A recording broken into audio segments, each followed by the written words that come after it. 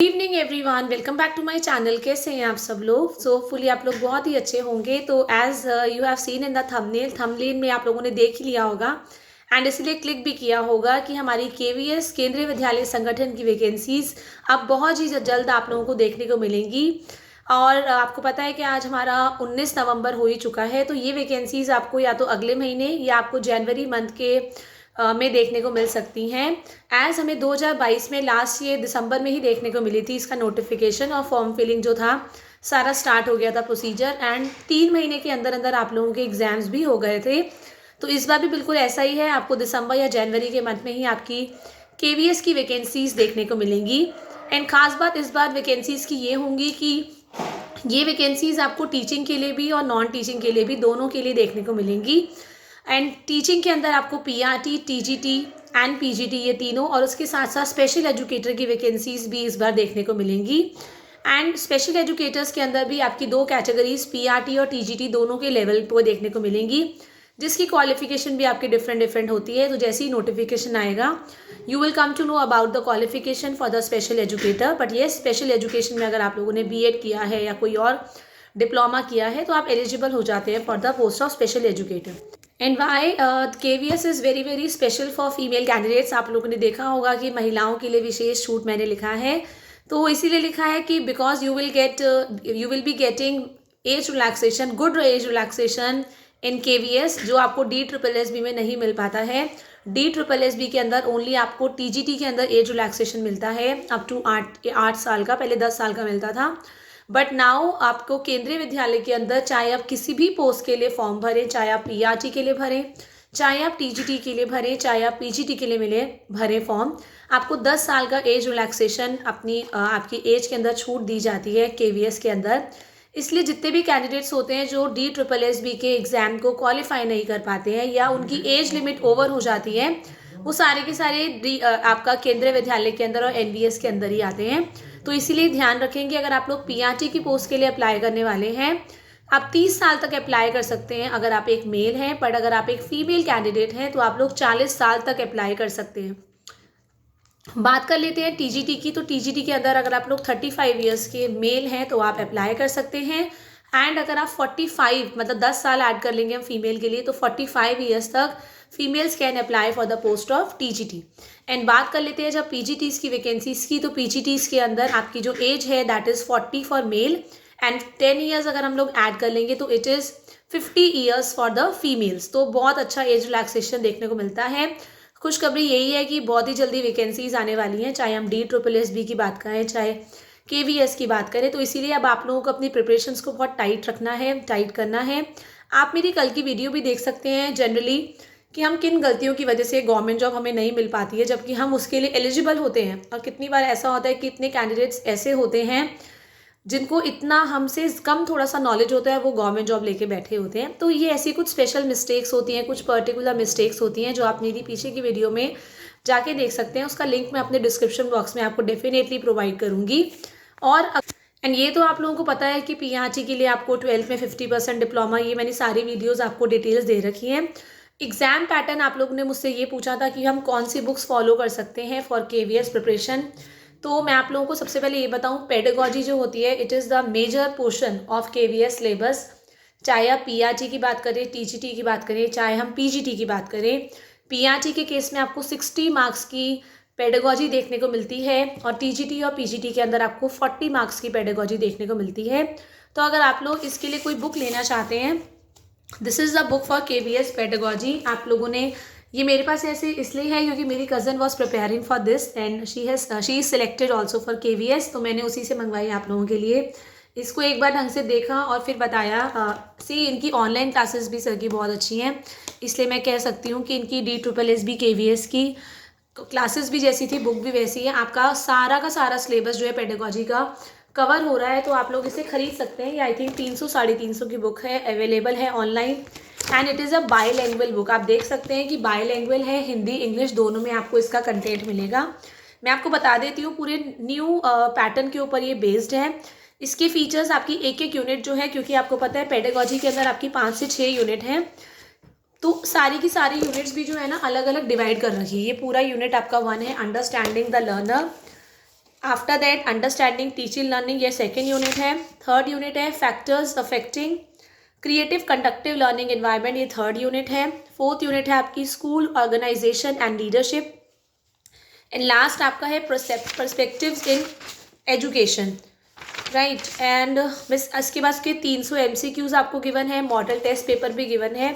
और पूरी की बुक के अंदर लैंग्वेज जो है बहुत इजी यूज़ है, आप आराम से कर लेंगे। तो अगर आप लोग पेडागोजी करने वाले हैं 60 नंबर, 40 मार्क्स कम नहीं होते हैं, 60 number for PRT and 40 marks for TGT PGT की, तो आप इस पर ब्लाइंडली फेथ कर सकते हैं और ये बुक खरीद सकते हैं। तो आप ये देखेंगे 60 में से आपके 55 नंबर 56 नंबर, ये डिपेंड करता है ऐसी आपकी प्रिपरेशन पे, आपने बुक कितनी अच्छे से करी है, वो पूरे पक्के हो जाते हैं। देन आपका आ जाता है आपका जो पार्ट 1 होता है जनरल इंग्लिश और जनरल हिंदी का सिलेबस, ठीक है। 10 नंबर की English general English and general Hindi आपकी 10 मार्क्स की, जो आपकी PRT TGT और PGT तीनों में सेम रहने वाली है।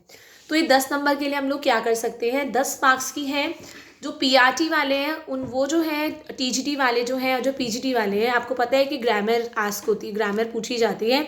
तो आप वो अगर आप कोई बुक लेना चाहते हैं तो नीतू सिंह आप उसकी बुक ले सकते हैं, नीतू मैम की।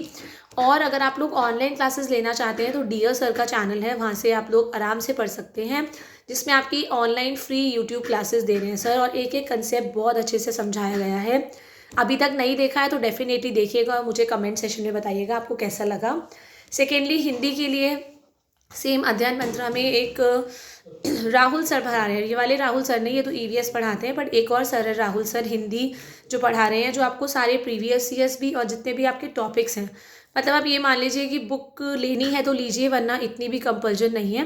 बट येस, इन लोगों ने अपनी बुक भी निकाल रखी है, जो अध्ययन मंत्रा की KVS पेडागोजी की जो बुक है, इसके साथ में इनकी जनरल अवेयरनेस की भी बुक है, बहुत पतली पतली बुक्स हैं।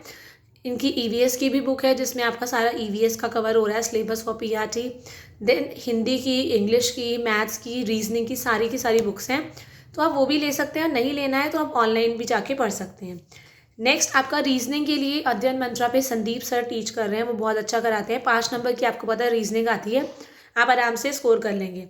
And computer is of 5 marks, again वो आप किसी भी चैनल से बेसिक कंप्यूटर स्किल्स पूछे जाते हैं, क्योंकि केंद्रीय विद्यालय के अंदर आपकी कंप्यूटर एडेड टीचिंग होती है, आपको कंप्यूटर से पढ़ाना आना चाहिए। स्मार्ट क्लासेस आपको लेना आना चाहिए, बच्चों को किस तरह से पढ़ाया जाता है ऑडियो विजुअल एड से, एज आपका जो डेस्कटॉप होता है, प्रोजेक्टर होता है, OHP है, that is a audio visual add. तो इसीलिए कंप्यूटर की नॉलेज, बेसिक नॉलेज, आपको मास्टर नहीं बनना है, बट बेसिक नॉलेज होना, जितने भी टूल्स हमारे टीचिंग लर्निंग में यूज़ होते हैं, आपको वो चीज़ें पता होना चाहिए।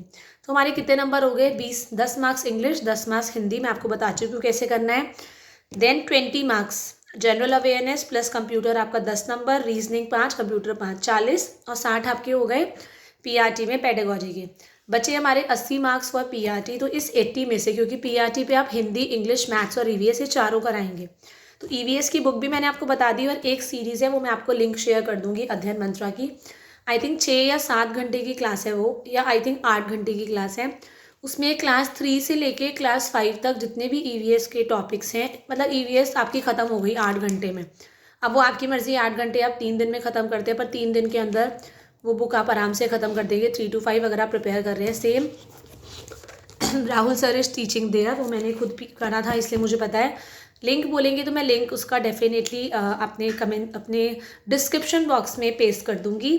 तो वो EVS की आप वो देख सकते हैं, 20 मार्क्स की। 20 मार्क्स की मैथ्स है, NCERT is the best, NCERT के एग्जाम्पल्स और NCERT के क्वेश्चंस, और क्योंकि आपको शॉर्ट ट्रिक्स की ज़रूरत पड़ेगी इसमें, तो शॉर्ट ट्रिक्स आप डियर सर के चैनल से देख सकते हैं, उसमें जो सर पढ़ा रहे हैं वो बहुत अच्छा करा रहे हैं, ठीक है। नेक्स्ट हमारी इंग्लिश हिंदी, सेम जो इंग्लिश हिंदी जैसे आपने पहली बारी राहुल सर से और आपके डियर सर से, वहाँ से आप लोग कर सकते हैं। देन आ जाते हैं हम PGT और TGT के, जो आपका 40-40 की पेडागोजी हो गई। आपका PRT के अंदर 80 मार्क्स का जो आता है, आपका सब्जेक्ट कंटेंट आता है, सब्जेक्ट रिलेटेड आता है, लेकिन हम PGT और TGT की तरफ जाते हैं तो ये 100 मार्क्स के हो जाते हैं। तो अगर आप लोग साइंस के लिए प्रिपेयर कर रहे हैं तो you will be preparing from NCERTs only. 6 से लेकर 12 तक की NCERT आप करेंगे फॉर TGT। एंड अगर आप लोग PGT के लिए अप्लाई कर रहे हैं, कोई पर्टिकुलर सब्जेक्ट है, तो देखो 12 तक तो करना ही करना है। 9 से स्टार्ट करेंगे बेसिकली, 9 से 12, और बेसिकली थोड़ा ग्रेजुएशन लेवल पे भी आपको जाना पड़ेगा फॉर द PGT पोस्ट। अगर आप सोशल साइंस के लिए प्रिपेयर कर रहे हैं, आप लोग पूछते हैं कि सोशल साइंस के लिए बेस्ट बुक कौन सी है, तो सोशल साइंस के लिए, साइंस के लिए, मैथ्स के लिए, सारी हिंदी के लिए तो NCERT books are the best. NCERT पहले बहुत अच्छे से कर लीजिए। इतनी सारी बुक्स पाइल अप करने के बजाय इतनी सारी बुक्स इकट्ठी मत करिए। 10 बुक इकट्ठी करने के बजाय 10 बार आप एनसीईआरटी पढ़ लेंगे तो आप लोगों का सिलेक्शन डेफिनेटली हो जाएगा। बस आपको वो चीज़ें अवॉइड करनी है जो मैं हमेशा बोलती हूँ। फर्स्ट ऑफ ऑल आप लोगों को अपने अंदर आत्मविश्वास पूरा रखना है कि हम कर सकते हैं। जब हम लोग सोच लेते हैं ना कि हम जब दृढ़ निश्चय कर लेते हैं कि हमें करना ही करना है, तो आधी जीत बोलते हैं कि तभी हो जाती है, और बाकी आधी जीत जब आप लोग एग्ज़ाम देके आएंगे, एग्ज़ाम अच्छा करेंगे, वो तब हो जाएगी। इंटरव्यू के लिए डेफिनेटली मैं बताऊंगी, पहले आप एग्ज़ाम दीजिए। इंटरव्यू टिप्स मैं डेफिनेटली दूंगी कि किस तरह से आप लोग केवीएस का इंटरव्यू भी क्लियर कर सकते हैं, क्योंकि पिछली बार ऐसा था कि काफ़ी सारे कैंडिडेट्स जो थे वो रिटर्न में आराम से क्वालिफाई कर गए थे, लेकिन इंटरव्यू में वो क्वालिफाई नहीं कर पाए थे। उसमें कुछ कुछ आपकी गलती भी नहीं है, बट आई नो कि सम कुछ प्रॉब्लम्स भी हुई हैं वहाँ पे, वो I don't want to discuss here on social media. But yes I know कि सम चीटिंग वगैरह की कुछ प्रॉब्लम थी, आप लोगों के साथ नाइंसाफ़ी भी हुई। जो आप एलिजिबल थे, इतना अच्छा रिटर्न में स्कोर करके बैठे थे कि हाँ हमारा हो जाएगा, बट नहीं हो पाया।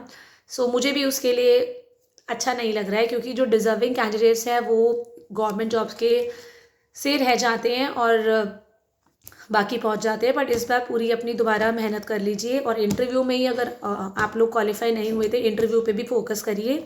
और केवीएस तो आप लोगों ने 2023 में भी दिया था, तो ऑलमोस्ट आप लोगों की तैयारी होगी अगर आप लोग दोबारा से दे रहे हैं। बट अगर आप लोग पहली बार केवीएस दे रहे हैं तो एग्ज़ाम पैटर्न वगैरह अच्छे से देखिएगा, प्रीवियस ईयर्स क्वेश्चन अच्छे से देखिएगा, ताकि आप लोगों को पहले जैसी प्रॉब्लम्स ना हो जो पहले कैंडिडेट्स को हुई हैं।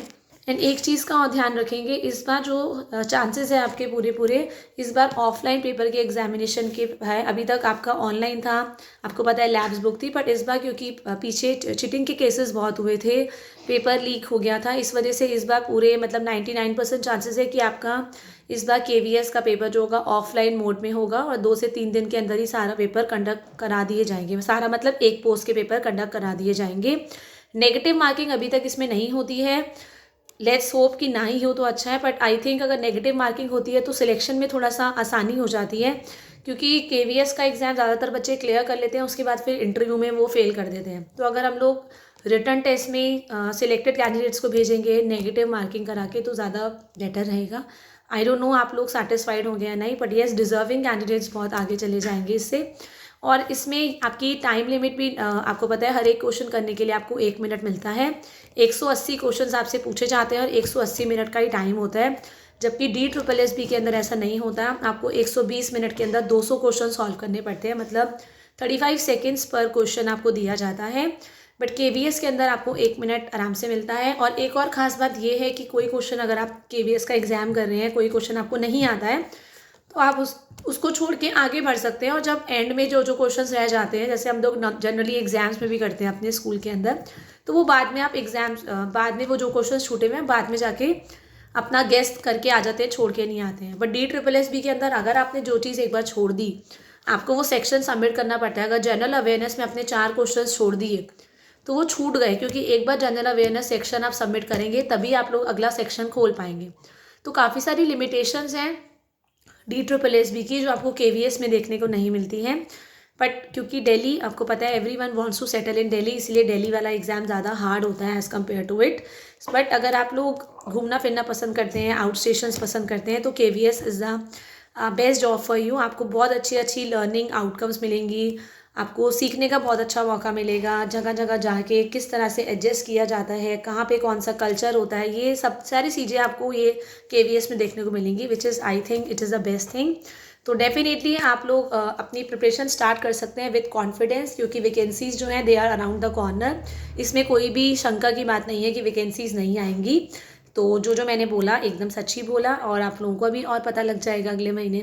सो स्टिल अगर आपको कैसा भी कोई भी डाउट है, you can always ask me in the comment section. Thank you everyone, have a nice day.